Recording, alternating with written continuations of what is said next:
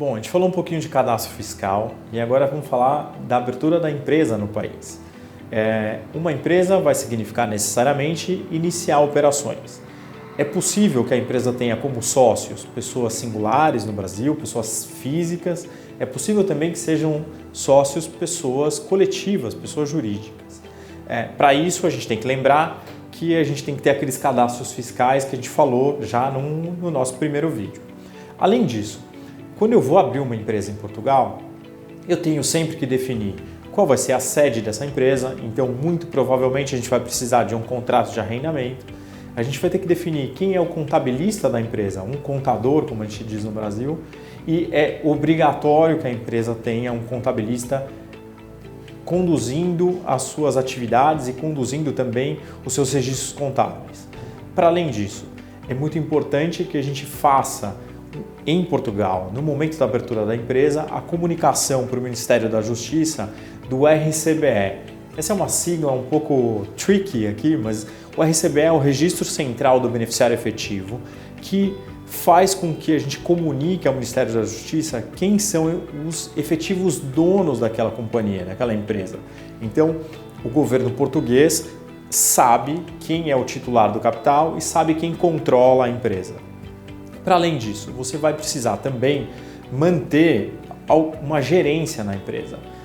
O gerente necessariamente tem que ter um número de inscrição fiscal, como a gente mencionou, e vai obrigatoriamente também precisar ter um número de inscrição na segurança social. Aqui a empresa começa a desenvolver as suas atividades e com a nomeação do gerente é possível abrir uma conta bancária para a empresa. Vai ser o gerente que vai representar a empresa perante um banco, uma instituição financeira e começar as operações localmente. Não é necessário que o gerente esteja em Portugal propriamente, mas é importante que ele tenha alguma disponibilidade para vir a Portugal. É sim possível conceder procurações para que nós, por exemplo, possamos ajudá-los, seja no processo de abertura de empresa, seja no processo de nomeação do gerente, ou mesmo da abertura da conta bancária. É possível fazer isso. E, uma vez conduzido todo esse processo, ao final da abertura da empresa, é emitida uma certidão permanente comercial. É como se fosse uma certidão de uma junta comercial que indica todos os dados daquela empresa, quem é a gerência, a forma de obrigar da gerência, quem representa a sociedade.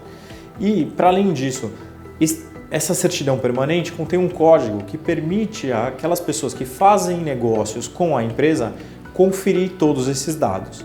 Uma vez conferidos esses dados, uma vez aberta a empresa de forma geral, é possível sim operar em Portugal. Então, não é difícil, não é um processo moroso, ao contrário, é um processo relativamente simples. Sempre que a pessoa não pode estar em Portugal, nós conseguimos ajudar, inclusive por procuração e fazer todo o processo de abertura à distância. Vai, em algum momento, ser importante definir, do ponto de vista de operações, como é que a sua empresa de Portugal vai se relacionar com a sua empresa do Brasil. Então imagine que você tem operações brasileiras que vão, de alguma forma, ter uma interação com a empresa portuguesa. Essa interação tem que ter um título jurídico.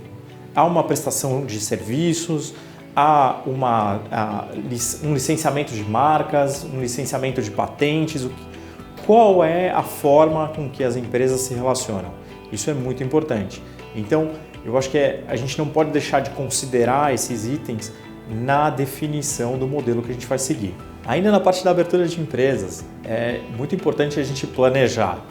Então, esse funcionamento da estrutura do Brasil com a estrutura de Portugal, ou mesmo que essas estruturas sejam independentes, é muito importante que a gente estude de uma forma prévia como essas empresas ou como essas entidades vão se relacionar, de maneira que a gente consiga uma eficiência não só fiscal, mas também operacional. Eu acho que isso vai ser muito importante para o resultado da companhia em Portugal, assim como para o resultado da companhia no Brasil. Além disso, no processo de abertura de empresa, a gente tem que lembrar que tem alguns custos associados.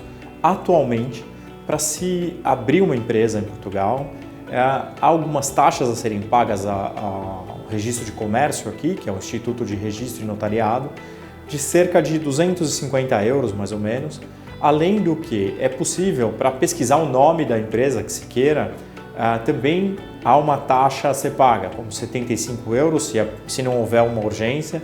E é muito curioso, mas o próprio órgão, quando faz a emissão do certificado de admissibilidade do nome, pode ter uma taxa de urgência. A gente pode pagar €150 para esse órgão e a resposta sai não em 15 dias, mas sai em 24 horas. Então, é curioso isso, mas é institucionalizado no sentido de que quando o empresário tem mais pressa em resolver a situação, ele consegue, pagando a taxa governamental específica, ter a resposta de uma forma mais rápida e assim avançar com o processo de abertura de empresa de uma maneira mais célere.